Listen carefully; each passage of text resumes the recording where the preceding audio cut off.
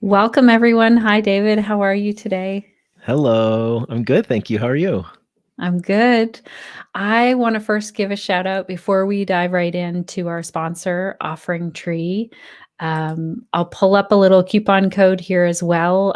There's a coupon code if you are interested in checking out Offering Tree. Make sure to use this so that you save some money. I love being frugal and like getting the deal.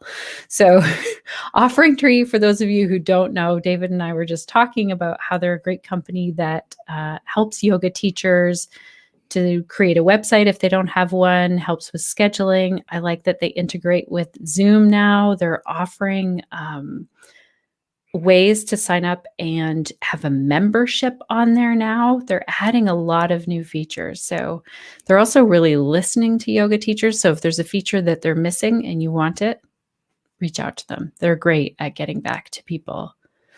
And I was just telling David that it'd be great if you also connect with them. They're a really cool company. So yeah. Yes. Yes, we have some clients who are using Offering Tree. It's amazing. Yeah. Okay.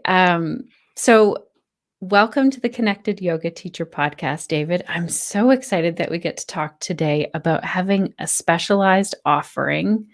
I think this is really key for our yoga teachers. I geek out on talking about niching down and specializing. Before we get into that, though, tell us, what is the work that you do and who do you do it for? Oh, awesome. Well, thank you so much. So good to be here. Um, so my company is the Prosperous Yoga Teacher, and we help yoga teachers to basically level up, really help people to solve major life problems. So bring together all their yoga expertise, but I also teach yoga teachers how to be transformational coaches and to bring that into their practice so that they can really help people get a transformation, help them solve a major life problem, and really earn what they're worth as yoga teachers. Because with yoga, we have so much potential to help people. And just teaching classes alone can be really challenging to make a good living. So that's what we do. We help yoga teachers to make a great living and help people with transformational work. That's amazing. I know some of you are here watching live. So if you're here live or watching the replay, you are welcome to ask questions as we go in the comments, but we'd also love to hear like where are you here from and do you have a specialty offering right now or do you have one in mind? Tell us about the work you do as well. Allison is here and says, "Hey, David and Shannon." Hi, Allison. Hi. And it's fun if we can put your name up there and wave at you. So that's another reason to leave a comment and just say hello if you'd like to. So let's dive right in. First of all, I want to start with something that you just said, which is you want to see yoga teachers making money. I think this is important that because sometimes I see yoga teachers avoiding the conversation of making money in their business. So, what do you tell yoga teachers if they're like, well, I want to teach yoga and that's not all about the money? Yeah. So this is a huge topic, one that I personally have struggled with, gone through kind of all of all the different phases and stages, and I have a story to tell about that, which I might tell in a second. But basically, I tell yoga teachers, if you really want to help people, then you have to be able to help yourself as well, right? And if we're struggling, if we're worrying about paying the bills and we're in kind of survival mode, then it can be very difficult, maybe almost impossible to thrive and really kind of take a bigger view of like helping people and impacting people. So that's the first thing. But the whole conversation around money, I get it, especially from like a spiritual perspective. I understand how we can see money as possibly, not a good thing, right? And we've all been enculturated and had experiences, but you know, I like to say that, most of the news is bad news, right? And so what we've heard about money growing up and in culture and society and movies and all these things, usually it's depicted in a really negative way. But it doesn't have to be. And I had a mentor once years ago who just really changed my way of thinking around this. And he said that money really just amplifies who we already are. And if you're a bad person, it's going to amplify that, right? It's going to allow you to do a lot more harm and a lot more damage. And that's what we see a lot of. But we don't see the good news. We don't see, the folks that are out there doing life-changing things with maybe nonprofits and, social causes and just doing amazing things with millions of dollars or even billions of dollars sometimes. We need resources to be able to create positive change in the world too. I love this. Someone just reached out to me today and they were like, "Hey, could we work on this collaboration?" And, for sharing it, I'm always after a discount for the connected yoga teachers. I was like, "Let's get a discount to the connected yoga teachers." And then they said, "Yeah, and then we'll pay you something." And I said, "Even better. Right now, I'm in a place where I would love to take that and donate it." So this is a great example of, like, when we start doing well in our business, we can then give to things that really matter. And I know that yoga teachers care about things that really matter, like the planet, how we can assist other people around the world. This is fantastic. So, then how does a signature program or a signature offering, how does that help us to do that? And maybe even what is a signature program or a signature offering?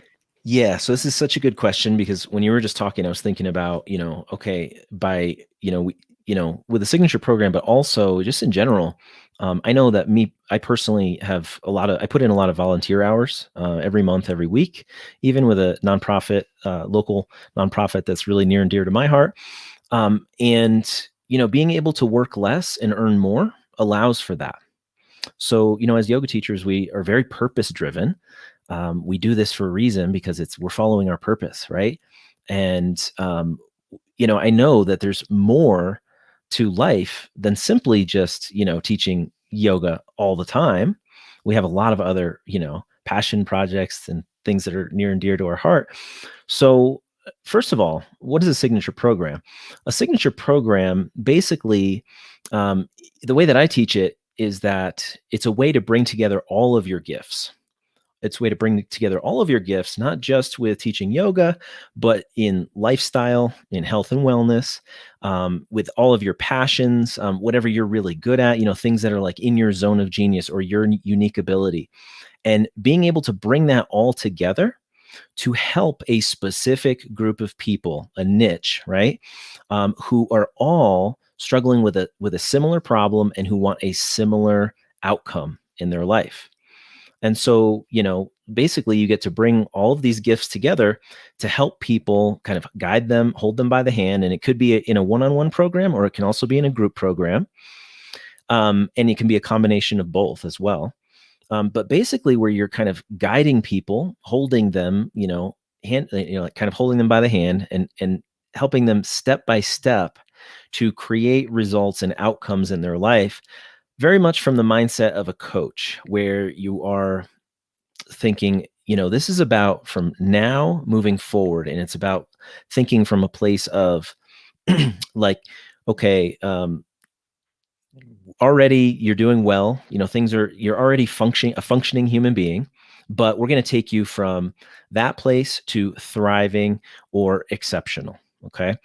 So that's it in a nutshell. And, with that, you get to bring together, like it really depends on your background. It depends on your story, but usually your story is intimately connected to it. So for example, if you worked, a certain career in your past, or if you're still doing that on the side, I've had students who, they might have been like an engineer in the past, or they were a music teacher or an artist, whatever that might be. You get to bring that in and like share that in a way that it really leverages your specific unique abilities. And when you bring that together with yoga and all of the other great stuff that, most yoga teachers are multifaceted, multi-talented with things like Ayurveda, with things like massage, with things like meditation, um, you know, diet and, food and, there's all kinds of stuff. Then you can really create a program that is life-changing and transformational. That's amazing. Thank you so much for going over that. And I love to think that what makes us so individual goes into this as well as yoga teachers. So I want to give a shout out to a few people here. So one person is from Wyoming. Hello. Uh, Allison says, I'm in the Prosperous Yoga Teacher Training Program and I love it. David is an awesome coach. I'm learning so much. Yay. That's so great. Thank you, Allison. Allison's living in Johnson City, Tennessee, but live on Amelia Island in Florida. I don't think I've ever heard of this place. My geography is not the strongest. So one person saying, thanks for this great topic. Another one, I'm great at donating my classes and fundraising for worthy causes. Honestly, I'm wanting to personally thrive financially as a teacher, trainer, mentor, coach. Let's address this right now. What would you say to this, David? So I would say that last part, mentor, coach, trainer, mentor, coach, those that right there, that's going to be the big shift, right? So I talk about shifting from teacher to coach or teacher to mentor, teacher to guide. That's not to say that being a teacher is less than, not at all. But, when we add these different tools into our tool belt, it's just a different lens. It's a different way of seeing the world. And, honestly, when I talk about kind of like stepping into the coach role or the mentor role, um, it allows you to kind of put on your expert hat in a different way, and also to realize that you can help people and guide people based on what they need, and you don't have to necessarily have done that yourself. Okay. So there's a couple different ways to look at coaching. You could look at it in one way, which is like, okay, I'm going to teach people everything that I know that I have already done. Right. But then you can also look at it the other way of like think of the best performers, the best athletes in the world throughout history. They all had coaches, but their coaches were certainly not as good as them, like Michael Jordan's coach, Phil Jackson, who was never as good at basketball as he was, right? Or like, Venus Williams and Serena Williams, or, different musicians and actors and things like that. They all had coaches and guides and mentors who could basically say, hey, you know what? This is my mudra for the mirror, right? I always do this. I'm like, put up the mirror. And so basically, as a coach, you can say, you know what? I'm noticing this. And I'm curious about that. I'm curious what's going on there. And I wonder if you tried it a different way, what might happen, And a great teacher also is a great coach, but it's wonderful to be able to look at these in different lenses. I hope that answers your question. I'm not sure if it was exactly. Well, I'm really intrigued by this, and cool. I've talked to you before, and I like what you're saying. We don't have to have done that thing. We don't have to have all of the answers of like, here's how you become the best basketball player or the best tennis player in the world, or here's how you like manage your stress level as a parent. We don't have to have done all of those things. But I hear you saying like we put up the mirror and we ask a lot of questions, and that's the role of a great mentor or coach or teacher. Yeah, and providing accountability too. So another example, like we just actually had one of our group coaching calls. Like right before this, I was on a call with some clients, and it's called Tech Tuesdays, and literally just hop on a Zoom, and people ask tech questions. I'm not a tech genius, but I will guide, and I'll be like, where do you think we can find that answer? Let's Google that or something like that, and we will actually co-create the answers together. So that's one example of I know I don't have all the tech answers, but I can help people with it by kind of guiding them and facilitating a process. But then on another hand, you could also think of having like, for example, a facilitated work time or a project-based work time where it's like, you know what? We're going to hop on together and work side by side, kind of like kids do with parallel play, right? Where they're just playing on their own, doing their own thing. But since it's together, it feels like it's a lot more productive, right? Because you're like, well, what's everybody else doing? And you feel more accountable. So those are two options I would say for, not having to know and having to have the experience where you can actually guide people through a process to help them get results. This is great. The other thing I'm pulling from this comment is like a common thing that I see yoga teachers doing. Lots of yoga teachers can put free classes online or donate to something or say, let's do these classes for this fundraiser. And what I'm hearing here is like, I want to personally thrive financially. And we don't always give ourselves that permission. But I'll tell you exactly what David said earlier. When we give ourselves permission to make money as yoga teachers, you can give even more to those things that really matter to you as well. Okay, so let's look at some more of the comments. One person saying, I started teaching in my native language. I think that's a great specialty. Cool. Another person is saying, yeah, I've noticed more lucrative doing private yoga and life coaching sessions, mentoring students and teachers. So they're seeing like they're making more money there. For sure. And let's see, when you offer private sessions for any reason, it helps to be prepared with coaching skills. You're going to hold space, and sometimes people need coaching therapy like chats. Yeah. And it's not about having the answers, it's again about the great questions and guiding someone. These are great comments, everyone. There's Yeah. two things that came up there about privates and coaching that I'd love to talk about. There is a difference between just doing privates and having a program. So when we talk about a signature program, I like to think of it as you're helping people go from point A to point B. And point A is where they're struggling with a certain problem. Point B is where they want that end result that they want. And so through the sessions, the sessions that you're going to be doing with people through that program, they're actually going to be developmentally appropriate, which means that each session will build on the previous one, but you'll actually have a structure that you can guide people through even before you start with them. So that structure provides a lot of security for yourself. It also raises the value of what you're offering, because whenever you offer structure to something and you can say, hey, you know what? Not only is there's this many sessions, but in this session, we're going to do this and you're going to have this benefit. In this session, we're going to do this and you're going to have this benefit. Now it starts to basically become a package. And that raises the value of what you're doing because people get to tie it to the benefit that they're going to get out of it, as opposed to simply, hey, you know what? You're going to just show up and we're going to work on whatever's going on that day. And what happens there, and this is not to discount private yoga sessions, I love them and they're amazing and it's just different. But, when you show up oftentimes to a private session, it's like, okay, so what's going on today? What do you want to work on? As the teacher, you're asking the student, what do you want to work on today?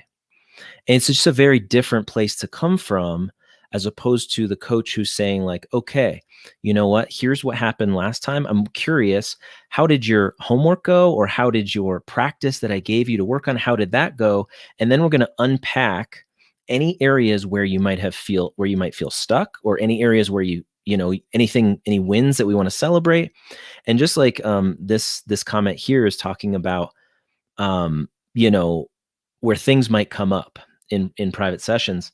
This is where the skill of coaching is so important. So I started in this industry. I left my job as a school teacher and I opened a private practice as a massage therapist. And I found that about half the people were not doing the homework I was asking them to do, which is usually stretches. And they were not doing it. And I was really getting frustrated. I was like, why are they not doing this? They just keep showing up and with the same problems. And then half the people were. And so I thought, well, how can I help these other half? And so I went and got trained as a coach. And then I got my yoga teacher certification.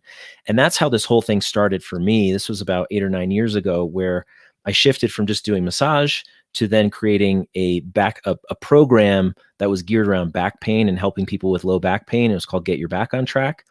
And there was 3 elements in there: release, stretch, and strengthen, where there was yoga, self-massage with foam rollers and balls, and then strengthen around core, like more fitness strengthening, core strengthening type stuff, with follow-up exercise and homework, etc. So that's just a little bit of background around the way that I'm thinking about this. Oh, that's fantastic. I know that something happened with our Facebook connection. So thanks everyone who's popped back in here. Lynn was like, what happened?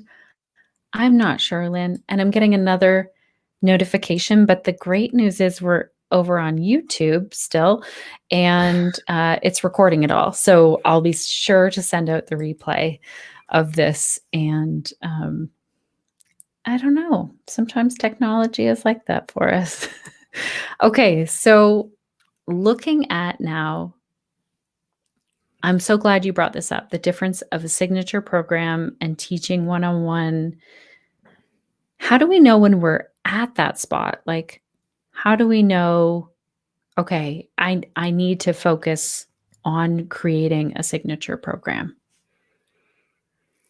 I would say I wouldn't say that there's some kind of benchmark for anybody because I think everybody's different.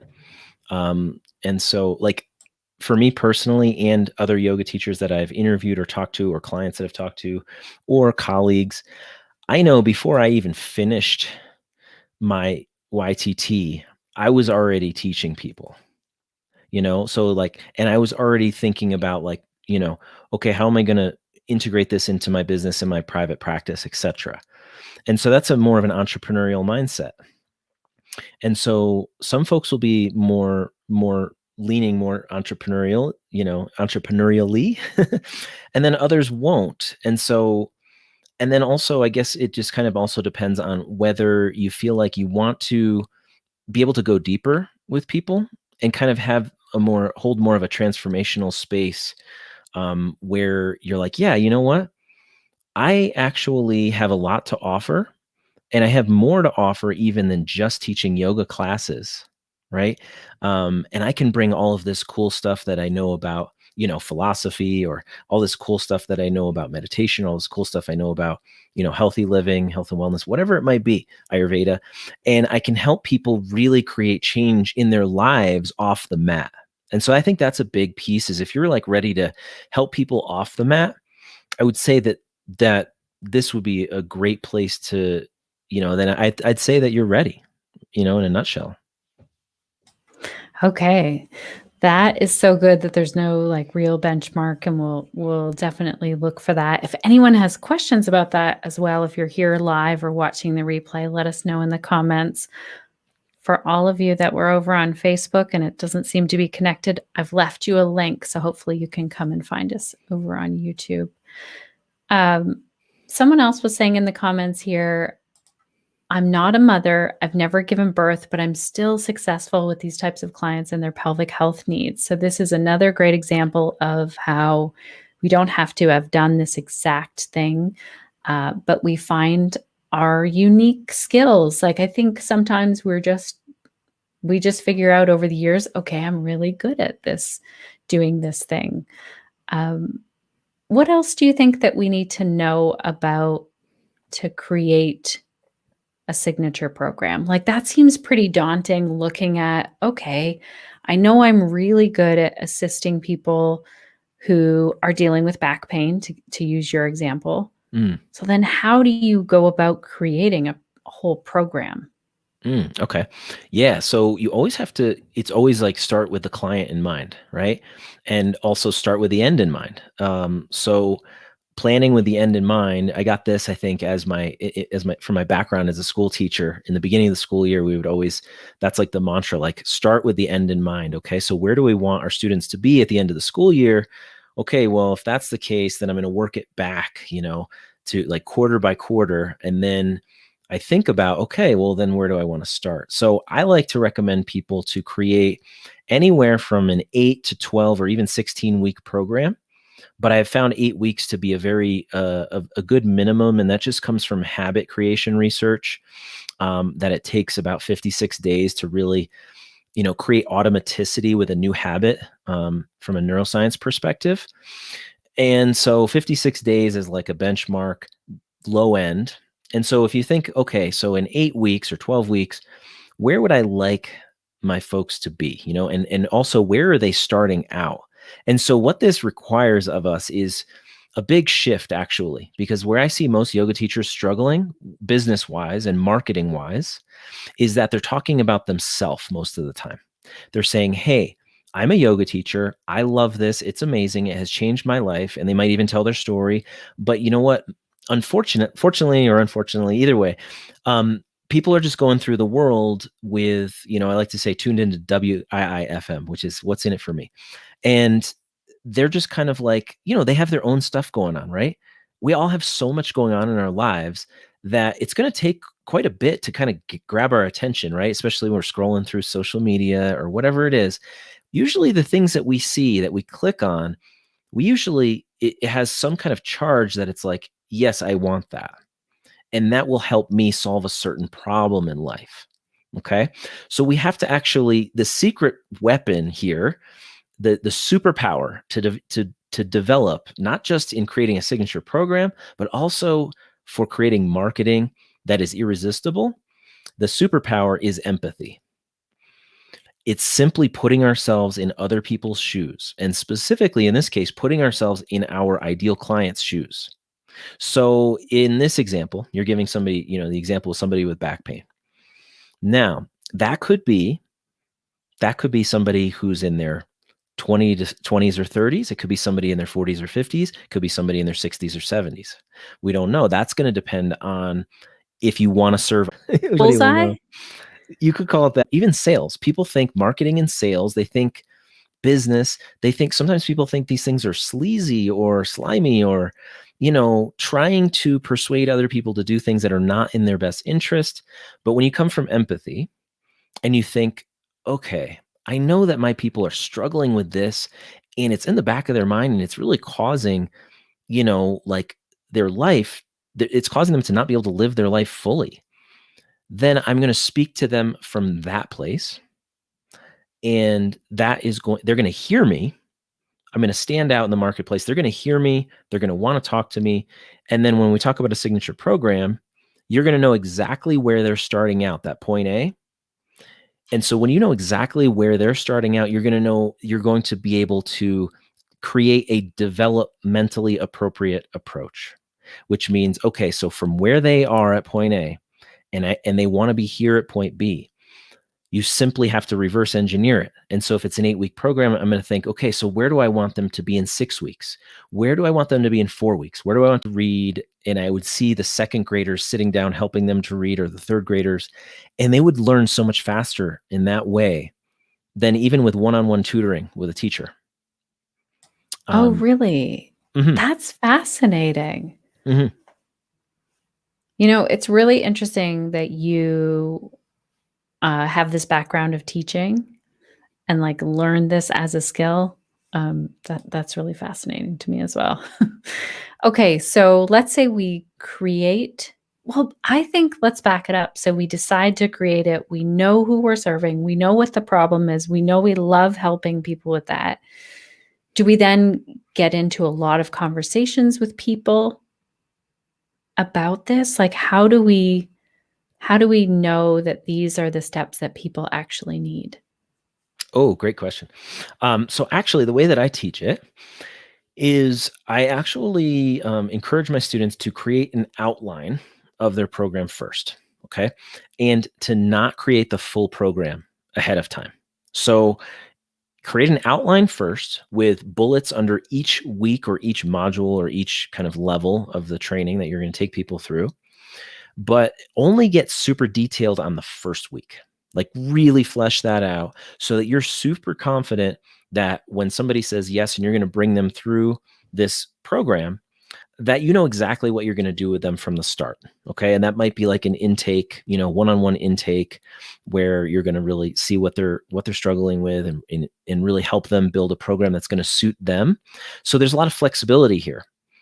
And what this allows you to do is also build a program as you're going along with a real person so that you'll know that everything that you put in there is practical and useful and not just some theoretical thing in your head that you thought was going to be practical or useful, but actually might not be. And I've been there, and a lot of course creators have been there as well, where you realize like, oh, wait, I actually created a lot of extra content that's not useful and it might take away from them getting the result. So less is more is a big Yeah. thing. Oh, this is so good. And I know it might make people nervous to think, well, wait a second, I'm only creating this thing, but then what? Like how will I know where we're going? And Yep. personally, from having a membership, like having pelvic health professionals as the membership, I was like, I want to create this thing where we all learn together. Who's in at the very beginning? And it was that small core group of people that Yeah. told me all the things they needed help with. And everyone in that membership is what leads the way. It's their questions. They're like, we have a question about this. Okay, we'll find a guest expert and talk about that. That's great. And Exactly. then how do we know, like, how much to charge? What about the marketing of this? All of that stuff. Yeah, yeah, that's a great question. So first of all, I always help people, like, guide them through a process of outlining what the value is of this program, first of all, and you can actually separate it from yourself in that way. So you see, like, okay, so here's this program, and here's the journey that people are taking from point A to point B, and at that point B, what is that worth for somebody to have that outcome? Just you just have to ask yourself that question first. What would it be worth for somebody to have that outcome?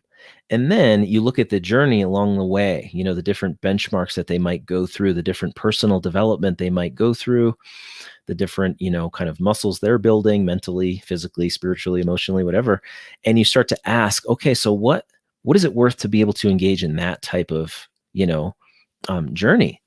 And so you start to, I do I lead clients through an exercise called the 50 Stack of Awesome, where you write down 50 reasons why you are awesome. So you start there, start with yourself. This helps to develop your worth and really understand really that you're here and you're valuable. But then you do the same thing for your program. So you take yourself out of the situation and you write down 50 reasons why your program is awesome. And you just go through and you just let it go, just kind of free thinking, free form, just let it go, and you just keep writing. And with the hope of getting to 50, and you go well beyond that, you keep adding to it after that. And so you start to feel what it's actually worth. All right. What it's actually worth might not be what you're charging for it, but what it's actually worth, a lot of times people will get to the point where they realize, they're like, okay, the outcome here is actually priceless. Like, how could I even put a price tag on it? Right. So, for example, like, what is it worth for, you know, like, say somebody's passion, their whole life is revolving around, like, running or rock climbing or something that is just that they love in their whole life. It's what gives them purpose in life, and they're not able to do that anymore. What if you could help them get back to that? What is that worth to that person? So for that person, it's priceless, right? So then I have a tool around helping pricing. And if somebody individually is struggling with, what do I charge? Then I walk them through a process. It's kind of like a ping pong back and forth, where I'll just actually state some numbers, and I'll say, okay, so would you like to charge, what do you think this is worth? And what would you like to charge? And I'll start really high, maybe like $100,000. And they'll be like, oh no, that's way too much. And then I'll be like, okay, $10. And they'll be like, no, that's way too little. And we keep going, and we keep kind of ponging it back and forth until they get to a place where they feel like, yeah, this is what this is worth. And also this is what I'm worth. And this is what this program should be. And so that's kind of the retail price. Okay. But there's a big but. For your first couple of clients, since, as you said, you're getting feedback from people, they're helping you develop it. I do recommend like a founders type of discount, or like a beta price. Okay, founding members discount, or a beta price, where the first couple people that you take through it, that might be half price of that, what it's actually, so you might say, this actually is a $2,000 program, but as a founding member, I'm going to be offering it to you for $1,000.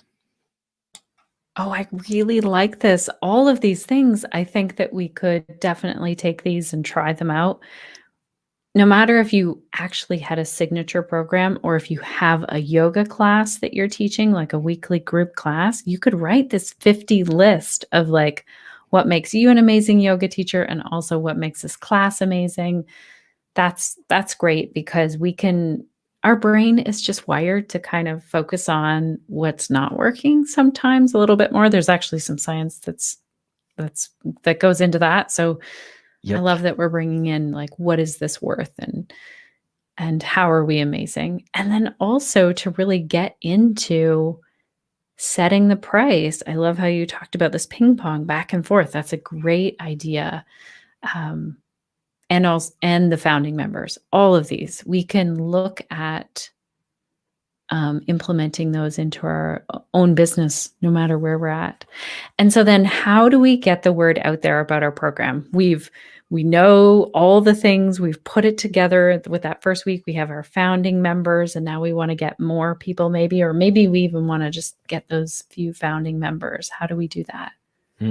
Great question. So once again, you have to know who your people are. So I walk people through a process of really getting clarity on that. And it starts with what I call the magic statement, which is I help these people to be free from this problem so they can get this result. All right. So for example, it might be like I help overworked, I help overworked single moms, to be free from overwhelm and so they can, live, step into their zen or something like that. Okay. So then, okay, so now we're looking at professional moms. And that's a very specific audience, right? And so with that, the place where I see people kind of go astray is where they think, well, everybody, I can help everybody, right? And it's true. You actually could help everybody. We can help everybody with yoga, right? Who doesn't need yoga? And I see this actually in a lot of people's marketing. And, a common thing I see in yoga marketing is like yoga for everybody, like you separate out, right? And a lot of teachers are kind of putting their message out in that way. And of course, I get it and I completely agree and resonate with it. But you know what? I'm a yoga teacher. So of course I'm going to get that. The average person, the single mom who's really busy and is maybe overwhelmed and isn't doing yoga, they might not get that. They might not know what that means. And so what we don't want to do is require people to connect the dots on their own. Okay. So like, for example, like, okay, yeah, they're talking about yoga and, we can't expect folks to connect that's going to help me with this specific thing that's going on in my life. What we actually, can do is make it really easy for people and just serve it up like on a silver platter and just say like, hey, I help these people to get this result. And it's very simple, right? And people, excuse me if you hear my dog in the background. And then people can be like, oh, light bulb. Yeah, that's me, and then they want to reach out to you. They want to get more information. And so what I actually do with people is I teach them how to find out who your people are. That's the first step. And then find out where they're hanging out online. But then even in the third part, which is I think is the best place to start, is in your own network of people, your warm network of people, is to actually put out some very specific messaging and specific messages on social media and an email to your network of people that says, hey, you know what? I don't know this. I'm helping these people to be free from this problem so they can get this result. Like, do you know somebody that is struggling with that? Or do you know somebody that could use some help with that? So that does two things. That's a very indirect, it's not salesy, it's not pushy. It's not like, you're not like, hey, I have this thing. Do you want it? Do you need it? Here's why you need it, blah, blah, blah. But you're basically kind of giving them an opportunity to think of one person, make it very specific. I recommend make it very specific. And this is if you're starting out, because here's for some numbers for you guys. It does depend on how many people you have in your network, but I will say, and how many followers you have, etc. But I will say everybody has clients right under their nose, right here, right now. There's people that need your help right now. They just don't know. They just don't know that you can help them. They don't know that you can solve their problem. Okay. So for about every 1,000 people you're connected to, and these can be just friends, family, colleagues, etc. So if you have, for example, 1,000 friends on Facebook or 1,000 contacts, for every 1,000 people you're connected to, you should be able to pull about 10 clients out of there. So that's a good rule of thumb. If you have 1,000 connections, there's about 10 clients in there right now that need your help. And it might not be directly like one of those 1,000 people. This is a really good thing to know. It might be a friend of a friend. It might be a colleague of a colleague. It might be like, you're describing that ideal client and they're like, oh my goodness, Susie at work, that's her, and you don't know Susie at work, but they do. And you get that warm referral, and referrals turn into clients so easy and so much at such a higher, level than somebody that you've never met before. So, All right. This is so good. There were so many nuggets in there. One that really caught my attention was we can't expect people to like draw the conclusion. Like they might hear about yoga, but then they don't understand this could help me to sleep better or this could help me with the back pain that I'm having until they see that message pop up and it's like and we write it for them. We tell them. yes. That's great. I used to teach yoga for everybody. Exactly what you said. I used to think, well, I want everyone to come. And I switched it. Next, it was yoga for hips and shoulders. Some more people came. And the next was yoga for pelvic health, because that's really what I love teaching. But I was afraid to name it that. And so that's when my classes were then full.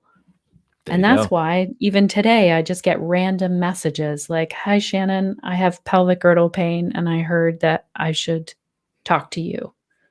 Right? Yeah. Exactly. This is so good. I'm wondering for our yoga teachers who are watching the live or the replay, do you have some ideas coming up about a program? You can put it here in the comments and we can cheer you on. If you're afraid to share your idea, please know that even if two people had the same idea, you will not create the same thing. It just won't happen. Right. Do you have anything to say about that, David? Like if you're like, okay, I'm going to create this 8-week program to help people sleep and I'm going to use yoga. And then Yeah. you get online, you're like, oh my gosh, someone already created that. Yeah. Oh, yeah. That's a huge one. So good. So I'm very fortunate to have a lot of friends in the startup community, a lot of entrepreneurial friends, and something that's really common that I've learned over the years, really immersing myself in the community of entrepreneurs, is that nobody else is going. And I think Steve Jobs said this actually, is that nobody else is really going to do. Even if you share the next big secret, right? Like, oh, I have this amazing idea, and somebody hears it from you, and they go try to do it. If they don't have the passion around it, if they don't love it, if it doesn't connect with them, they're not going to last, you know? And so we should never think that, oh, I have this idea and I need to keep it for myself, because that's coming from a place of scarcity. That's coming from a place of fear and what if, you know?